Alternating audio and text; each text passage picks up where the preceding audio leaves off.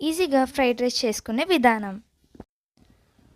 ముందుగా మనం కట్ చేసుకున్న క్యారెట్, బంగాళదుంప, బీన్స్, కరివేపాకు, ఇంకా క్యాప్సికమ్ మరియు ఉడకబెట్టుకున్న రైస్. తర్వాత ఒక ప్యాన్లో 2 టేబుల్ స్పూన్ నూనె వేసుకోండి. దానిలో కట్ చేసుకున్న క్యారెట్ వేసుకోండి. ఒక 2 నిమిషాల తర్వాత ఒకసారి కలపండి.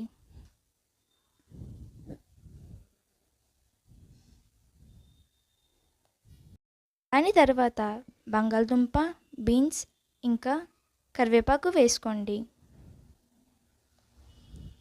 వేసిన తర్వాత ఒకసారి బాగా కలపండి.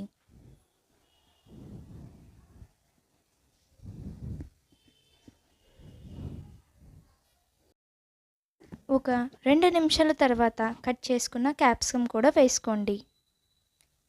వేసుకున్న తర్వాత ఒకసారి కలపండి.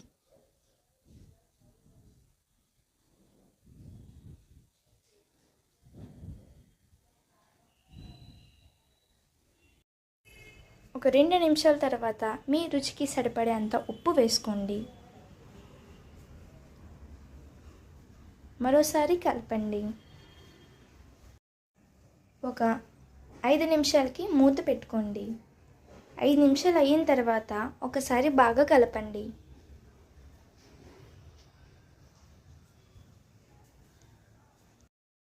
అన్నీ బాగా వేగిన తర్వాత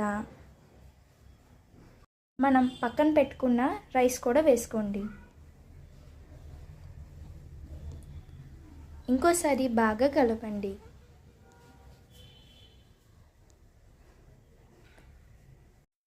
తర్వాత ఒక half table spoon pepper powder వేసుకోండి. ఫ్లేమ్ని లో చేసుకోండి.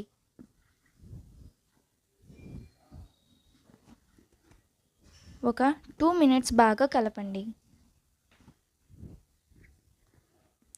కలిపిన తర్వాత కొంచెం కొత్తిమీర వేసుకోండి. అంతే, మన easy veg fried rice ready.